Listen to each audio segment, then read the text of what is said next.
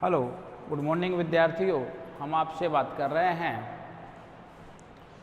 वायुदाब की पेटियों की pressure belts की, जिसमें हम बात कर रहे थे आपसे उपोष्ण जो उच्च वायुदाब की पेटी है, इस उपोष्ण उच्च वायुदाब की पेटी के साथ साथ हमने जो आपसे बात की है प्यारे विद्यार्थियों, हम उसकी बात करें कि ये जो उपोष्ण उच्च वायुदाब की पेटी है, इस पेटी का जो विस्तार अपने पास में पाया जाता है, इस पेटी के विस्तार की हम आपसे बात कर रहे थे कि 30 डिग्री से 35 डिग्री जो अक्षांशों के मध्य है, यानी जो अक्षांश है यहाँ पर उच्च वायुदाब पाया जाता है 30 डिग्री से 35 डिग्री के मध्य, जिसको हम अश्व अक्षांश के नाम से भी संबोधित कर रहे थे कि यह अश्व अक्षांश भी कहलाती है।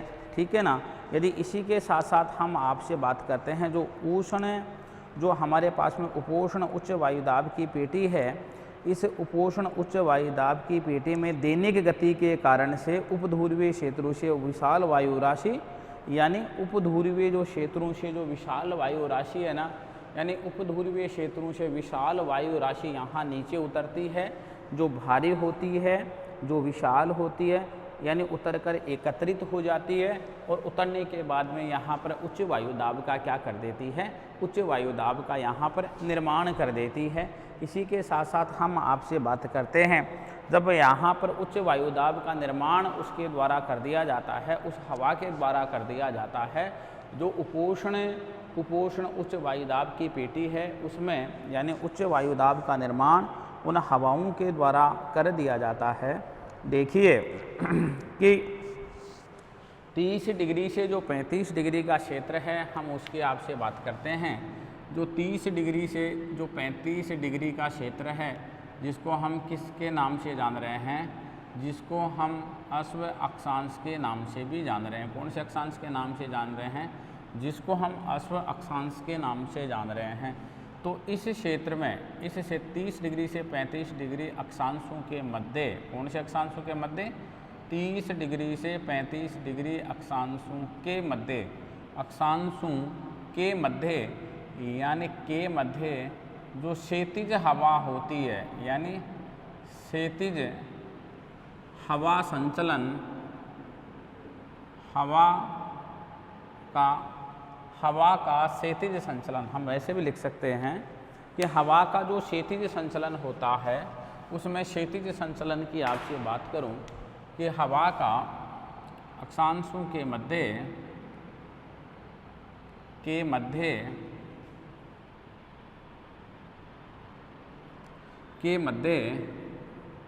हवा का कौन सा संचलन? हवा के हम क्षैतिज संचलन की बात कर रहे हैं। हवा का क्षैतिज संचलन, देखिए हवा का क्षैतिज संचलन मंद रहता है। हवा का क्षैतिज संचलन क्या रहता है? हवा का क्षैतिज संचलन 30 डिग्री से 35 डिग्री अक्षांशों के मध्य क्या रहता है, यानी मंद रहता है, शांत रहता है। यानी संचलन क्या रहता है? संचलन शांत रहता है। और शांत रहने के कारण से क्या होता है यानी क्या होता है, यानी इसके संचलन नहीं होता है, या मंद ये मान लो, संचलन नहीं होता है, संचलन नहीं होता है। ठीक है ना, यानी संचलन नहीं होता है। अतः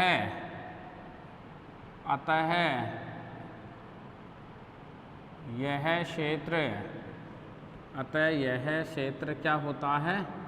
अतः यह क्षेत्र शांत क्षेत्र होता है, शांत क्षेत्र होता है। कौन सा क्षेत्र होता है? अतः यह क्षेत्र कौन सा क्षेत्र होता है? शांत क्षेत्र होता है। इसीलिए हम इसको क्या कहते हैं, यानी इसलिए इस कटिबंध की यदि हम बात करते हैं, इसलिए हम बात करें, इसलिए यह क्षेत्र क्या कहलाता है? इसलिए यह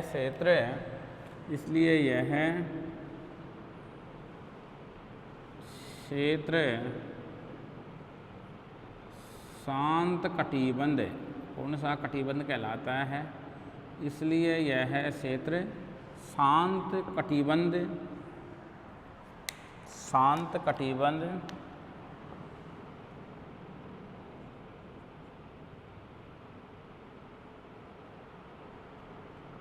इसलिए यह क्षेत्र शांत कटिबंध कहलाता है, इसलिए यह क्षेत्र शांत कटिबंध कहलाता है। कौन सा कटिबंध कहलाता है, इसलिए यह क्षेत्र शांत कटिबंध कहलाता है, ठीक है ना। क्यों कहलाता है, अभी हमने आपको बताया कि 30 डिग्री से जो 35 डिग्री वाला क्षेत्र है, कौन सा क्षेत्र है, 30 डिग्री से जो 35 डिग्री वाला जो क्षेत्र हमारे पास में आ रहा है, 30 डिग्री से इस 35 डिग्री वाले क्षेत्र की यदि मैं आपसे इन अक्षांशों की यदि मैं आपसे बात करूं, तो इन अक्षांशों के मध्य हवा का जो क्षैतिज संचलन है, हवा का क्या नहीं हो पाता है, हवा का क्षैतिज संचलन नहीं होता है। और हवा के क्षैतिज संचलन नहीं होने के कारण से, कौन सा संचलन, हवा के क्षैतिज संचलन नहीं होने के कारण से यह क्षेत्र क्या रहता है, यानी कालम शांत रहता है। यानी यह क्षेत्र क्या रहता है, यह क्षेत्र शांत रहता है। जब यह क्षेत्र शांत रहता है तो इसलिए इस क्षेत्र को, कौन से क्षेत्र को, इसलिए इस क्षेत्र को हम कौन सा क्षेत्र कहते हैं, इसलिए हम इस क्षेत्र को शांत कटिबंध के नाम से भी जानते हैं। कौन से को, 30 डिग्री से 35 डिग्री के मध्य, यानी 30 डिग्री से 35 डिग्री के मध्य, ठीक है ना, इसको हम शांत क्षेत्र के नाम से भी जानते हैं। कौन से क्षेत्र के नाम से जानते हैं, इसको हम शांत क्षेत्र के नाम से भी जानते हैं, ठीक है ना, इसको हम शांत क्षेत्र के नाम से भी जानते हैं। यह शांत क्षेत्र भी कहलाता है या शांत कटिबंध भी कहलाता है। इसी कारण से, क्योंकि यहाँ पर कौन सी हवाओं का संचलन नहीं होता है, यहाँ पर क्षैतिज हवाओं का संचलन नहीं होता है। इस कारण से हम अश्व अक्षांशों के आपसे बात कर ही लिए थे, और देख लो कि इन अक्षांशों को हम अश्व अक्षांश या घोड़े के अक्षांश भी कहते हैं। देखिए, यानी मध्य युग में हम बात करें कि मध्य युग में हम बात करते हैं कि यूरोपीय देशों से पश्चिमी देशों की ओर पाल युक्त, यानी हम इनको अश्व अक्षांश क्यों कहते हैं, तो यूरोपीय देशों से, कौन से देशों से, यानी यूरोपीय देशों से यानी पाल युक्त जहाज़ों में या जलयानों में घोड़ों को लादकर पश्चिमी द्वीपों की ओर लेकर के जाया जाता था, पश्चिमी द्वीपों की ओर लेकर के जाया जाता था। जब वो घोड़े इस अक्षांशीय क्षेत्र में पहुंचते थे, कौन से अक्षांशीय क्षेत्र में, 30 डिग्री से 35 डिग्री वाले अक्षांशीय क्षेत्र में पहुंचते थे, तो वहाँ पर क्या होता था, इस क्षेत्र में, यानी ये शांत क्षेत्र था, देखो लिखा ना, यह शांत क्षेत्र है, यह शांत क्षेत्र होता है, क्योंकि यहाँ पर क्षैतिज हवाओं का संचलन नहीं होता है। इस कारण से वह नाविक क्या करते थे, वह नाविक कुछ घोड़ों को, यानी इन्हीं अक्षांशों को मध्य में, यानी महासागरों में फेंक देते थे, यानी अपने उस पाल युक्त नाव को डूबने से बचाने के लिए कुछ नाविक उन घोड़ों को 30 डिग्री से 35 डिग्री अक्षांशों के मध्य महासागरों में फेंक देते थे।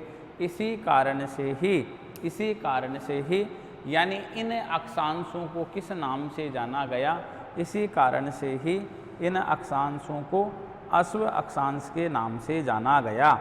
किस नाम से जाना गया, यानी अश्व अक्षांश के नाम से जाना गया। इसी कारण से ये क्या कहलाते हैं, अश्व अक्षांश कहलाते हैं। अर्थात शांत क्षेत्र होने के कारण से वह जलयान आगे नहीं बढ़ पाते थे, और आगे नहीं बढ़ पाने के कारण से उन जलयानों को, यानी उन नाविकों को अपने उन जलयानों को आगे बढ़ाने में काफ़ी कठिनाई होती थी, क्योंकि वजन बहुत ज़्यादा होता था। वह यूरोपीय देशों से उन घोड़ों को लाद करके और पश्चिमी द्वीप समूह की ओर लेकर के जाते थे।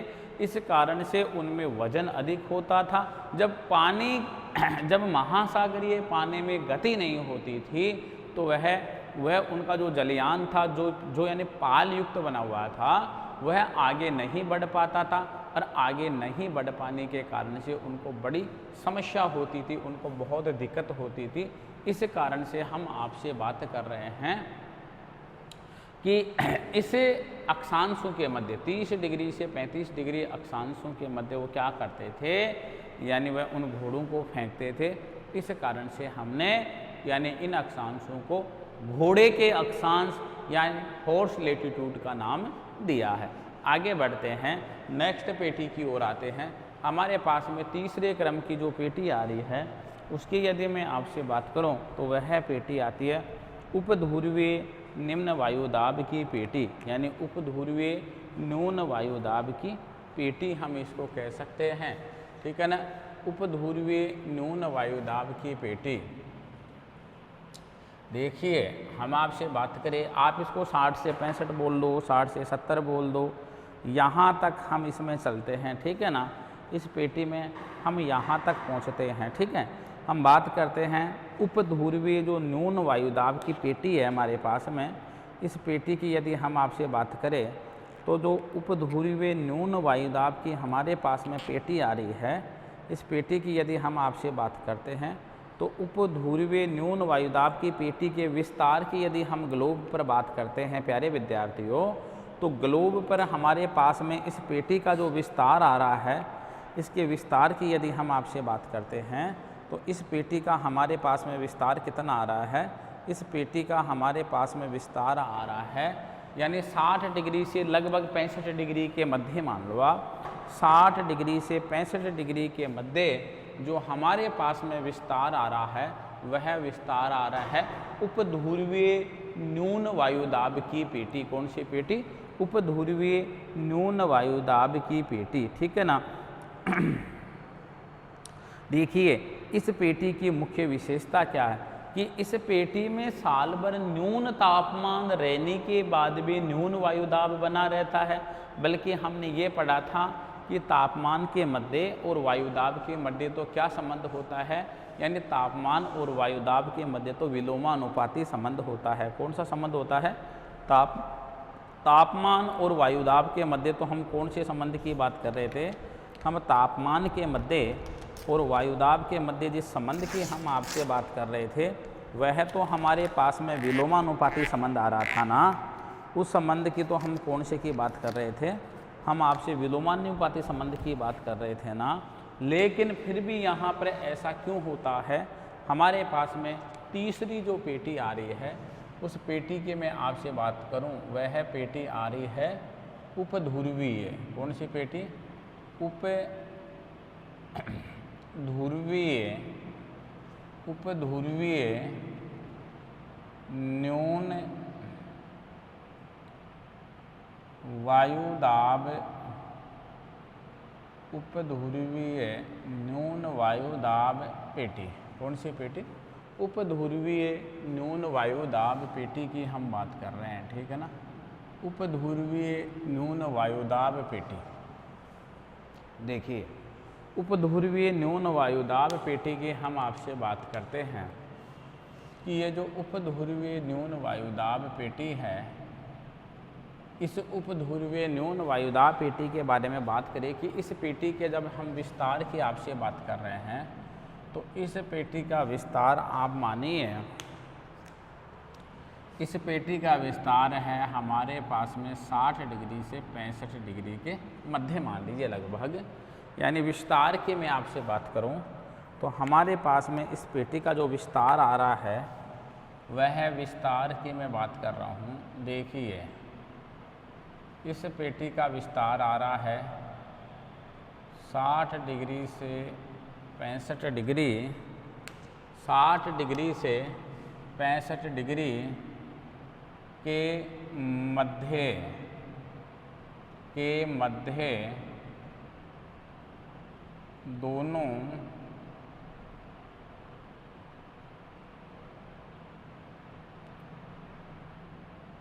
गोलार्धों में, 60 डिग्री से 65 डिग्री के मध्य दोनों गोलार्धों में यानी उपध्रुवीय न्यून वायुदाब पेटी का क्या पाया जाता है? उपध्रुवीय न्यून वायुदाब पेटी का विस्तार पाया जाता है।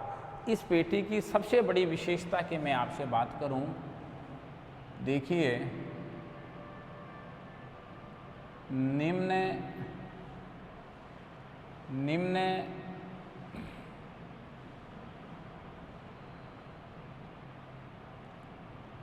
तापमान होने के बावजूद भी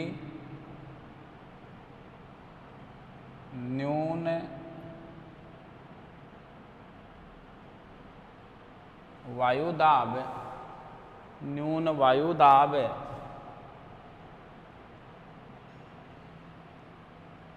पाया जाता है। सबसे बड़ी विशेषता इस पेटी की कि निम्न तापमान होने के बावजूद भी यहाँ पर न्यून तापमान पाया जाता है, सॉरी न्यून वायुदाब पाया जाता है। यानी यहाँ पर क्या होता है, यदि निम्न तापमान है, यदि यहाँ का तापमान निम्न है तो फिर यहाँ पर क्या होना चाहिए था, यहाँ उच्च वायुदाब होना चाहिए था। लेकिन इस पेटी में ऐसी विशेषता नहीं पाई जाती है। ठीक है, क्या नहीं पाई जाती है? यानी इस पेटी में ऐसी विशेषता नहीं पाई जाती है। यहाँ न्यून वायुदाब क्यों है, यहाँ लो एयर प्रेशर क्यों है, इसका कारण देखिए ऐसा क्यों है। यदि ऐसा क्यों हो रहा है, ऐसा क्यों है, वाई क्यों है ये ऐसा, इसका हम जवाब दे रहे हैं आपको कि इस पेटी में न्यून तापमान है तो न्यून वायुदाब नहीं होना चाहिए था। क्या होना चाहिए था? उच्च वायुदाब होना चाहिए था। लेकिन इसके पीछे क्या कारण आ रहा है, जिसका मुख्य कारण, यानी न्यून वायुदाब का मुख्य कारण न्यून वायुदाब का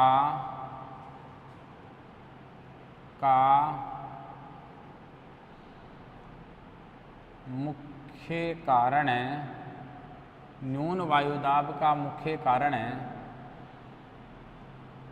पृथ्वी की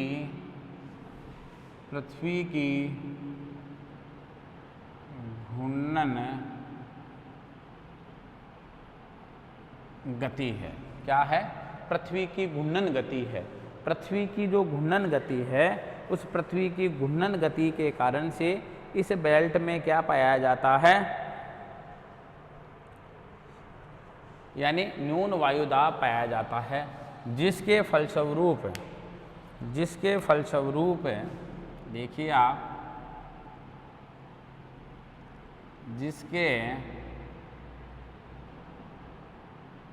जिसके फलस्वरूप, किसके फलस्वरूप, यानी पृथ्वी की घूर्णन गति के फलस्वरूप, जिसके फलस्वरूप कहाँ पर, यानी इस अक्षांश पर हवाएं, इस अक्षांश पर हवाएं फैलकर स्थानांतरित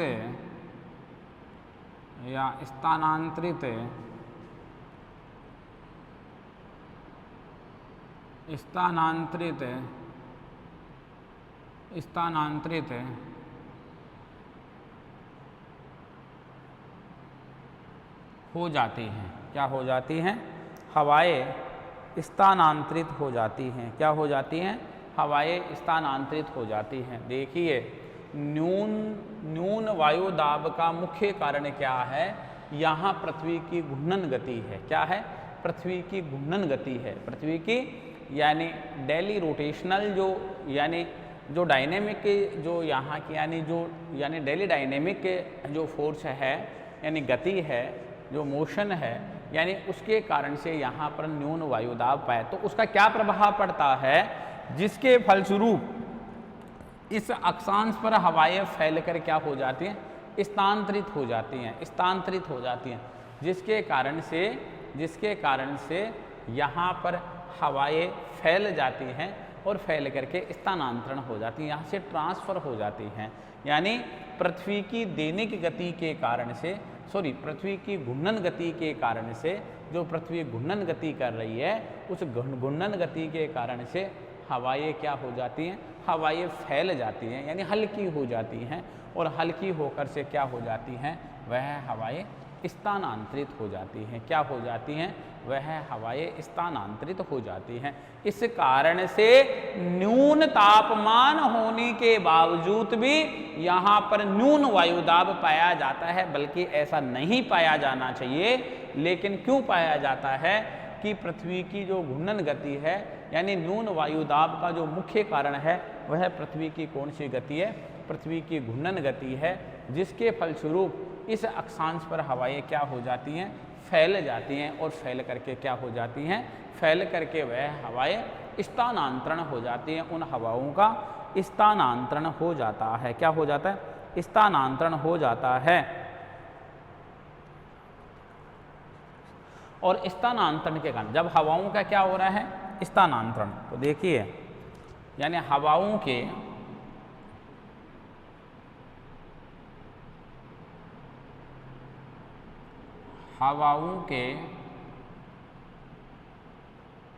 स्थानांतरण के कारण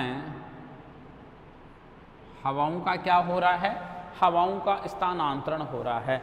तो हवाओं के स्थानांतरण के कारण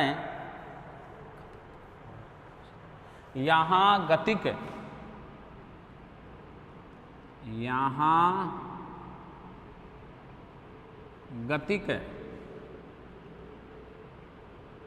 कम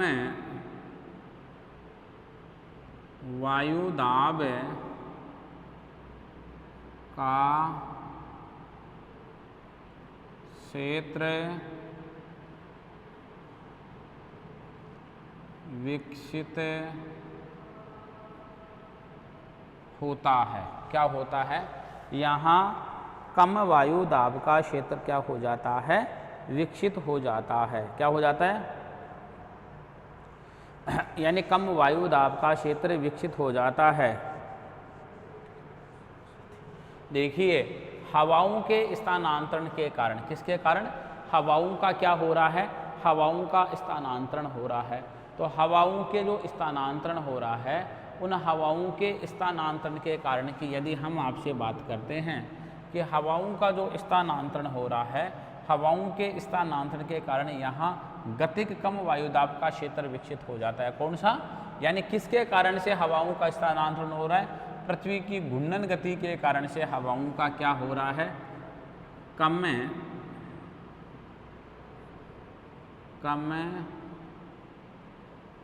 वायुदाब का क्षेत्र, कौन सा क्षेत्र, कम वायुदाब का क्षेत्र, कौन सा क्षेत्र, कम वायुदाब का क्षेत्र यहाँ विकसित हो जाता है। क्योंकि पृथ्वी की गति के कारण से यानी हवाओं का स्थानांतरण हो जाता है, और उनका स्थानांतरण हो जाने के कारण से यहाँ पर कौन सी गति, कम गति, यानी लो जो मोशन है, कम गति के कारण से इस न्यून वायुदाब के क्षेत्र का विकास हो जाता है। इस कारण से हम पढ़ रहे थे ना, तापजन्य पेटी और गतिजन्य पेटी, तो इस पेटी को हम गतिजन्य पेटी में भी शामिल करते हैं। यह हमारे पास में इस प्रकार का यानी उपध्रुवीय न्यून वायुदाब पेटी में न्यून वायुदाब का प्रमुख कारण आ गया कि तापमान कम होने पर भी यानी वायुदाब कम क्यों पाया जाता है, क्योंकि पृथ्वी की घूर्णन गति का यहाँ प्रभाव पड़ता है, जिसके कारण से हवाएं फैलकर स्थानांतरण हो जाती हैं, स्थानांतरित हो जाती हैं, ट्रांसफ़र हो जाता है, और गतिक कम वायुदाब का क्षेत्र यहाँ पर क्या हो जाता है, विकसित हो जाता है। क्या हो जाता है, यानी उत्तरी अटलांटिक में बात करूं कि इस प्रकार की जो हमारे को स्पष्ट दृश्यता दिखाई देती है, एक तो उत्तरी अटलांटिक और एक उत्तरी प्रशांत महासागर में, एक तो उत्तरी अटलांटिक महासागर में और एक उत्तरी प्रशांत महासागर में कम वायुदाब की पट्टी स्पष्ट रूप से हमारे को दिखाई देती है। क्या दिखाई देती है, कम वायुदाब की पट्टी हमारे को स्पष्ट रूप से दिखाई देती है। क्या? यानी कम वायुदाब की पट्टी हमारे को यहाँ पर स्पष्ट रूप से क्या होती है, हमारे को स्पष्ट रूप से दिखाई देती है। ठीक है ना। यानी ग्रीष्म ऋतु में इस पेटी का विकास अधिक और नियमित रूप से होता है। जो ग्रीष्म ऋतु होती है ना, उस गर्मी की ऋतु में इस पेटी का विकास नियमित रूप से ही ऐसा यहाँ पर ये परिवर्तन होता रहता है। इस प्रकार का सर्कल चलता रहता है, नियमित रूप से होता है। कौन से रूप से होता है? यानी ग्रीष्म ऋतु में इस प्रकार का ये परिवर्तन क्या होता है, यानी इस पेटी का विकास यानी अधिक और नियमित रूप से होता है। इस पेटी में भी, यानी इस पेटी में, कौन सी पेटी में? यानी उपध्रुवीय न्यून वायुदाब पेटी में भी यानी चक्रवातों की उत्पत्ति होती है, यानी साइक्लोन की उत्पत्ति होती है। यानी इस पेटी में भी यानी चक्रवातीय जो तूफान आते हैं ना, उन चक्रवातीय तूफानों की भी उत्पत्ति होती है। तो इस पेटी का स्पष्ट जो हमारे को प्रभाव दृष्टिगोचर होता है वो उत्तरी अटलांटिक महासागर और उत्तरी प्रशांत महासागर में न्यून वायुदाब की स्पष्ट पेटी हमारे को दिखाई देती है। और हमारे पास में जो उपध्रुवीय न्यून वायुदाब की पेटी आई, इस पेटी में यानी चक्रवातीय जो तूफान होते हैं, उन चक्रवातीय तूफानों की उत्पत्ति भी हमारे को क्या होती है, चक्रवातीय तूफानों की उत्पत्ति भी दिखाई देती है। अब हम आपसे बात करते हैं अंतिम जो पेटी हमारे पास में है, ध्रुवीय उच्च वायुदाब पेटी। कौन सी पेटी? ध्रुवीय उच्च वायुदाब पेटी, जो हमारे पास में चौथे क्रम के रूप में आ रही है। ध्रुवीय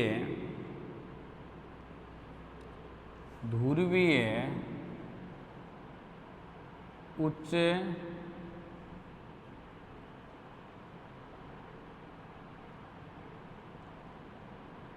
वायुदाब पेटी। कौन सी? ध्रुवीय उच्च वायुदाब पेटी। यानी मैं ध्रुवीय उच्च वायुदाब पेटी की बात कर रहा हूँ आपसे। यानी ध्रुवीय उच्च वायुदाब पेटी है। इस पेटी के यदि मैं विस्तार की आपसे बात करूं, किसकी बात करूं? इस पेटी के यदि मैं विस्तार की आपसे बात करूं कि इस पेटी का विस्तार कहां तक पाया जाता है, इस पेटी का विस्तार 80 डिग्री से ध्रुवों तक पाया जाता है। कहां तक पाया जाता है? 80 डिग्री से ध्रुवों तक पाया जाता है। 80 डिग्री से ध्रुव तक। कहाँ तक पाया जाता है? 80 डिग्री से ध्रुव तक इस पेटी का क्या पाया जाता है? इस पेटी का विस्तार पाया जाता है। कौन सी पेटी का विस्तार पाया जाता है? ध्रुवीय उच्च वायुदाब की जो पेटी है, इस पेटी का विस्तार पाया जाता है। देखिए, इस पेटी की प्रमुख विशेषता की यदि मैं आपसे बात करता हूँ कि ध्रुवीय, कौन सी पेटी की बात कर रहा हूँ मैं आपसे? पोलर वाली की। ध्रुवीय उच्च वायुदाब पेटी, ये रही ना, दोनों गोलार्धों में ये रही ध्रुवीय उच्च वायुदाब पेटी में वर्ष भर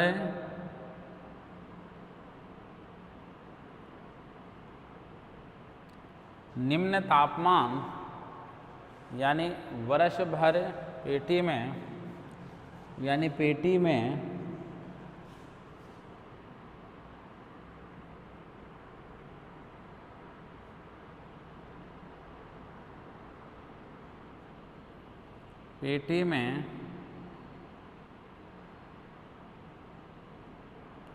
वर्ष भर, यानी ध्रुवीय उच्च वायुदाब पेटी में वर्ष भर निम्न तापमान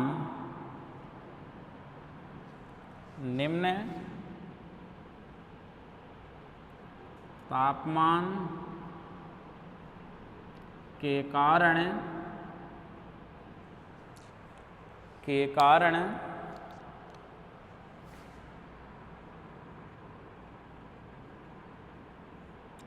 निम्न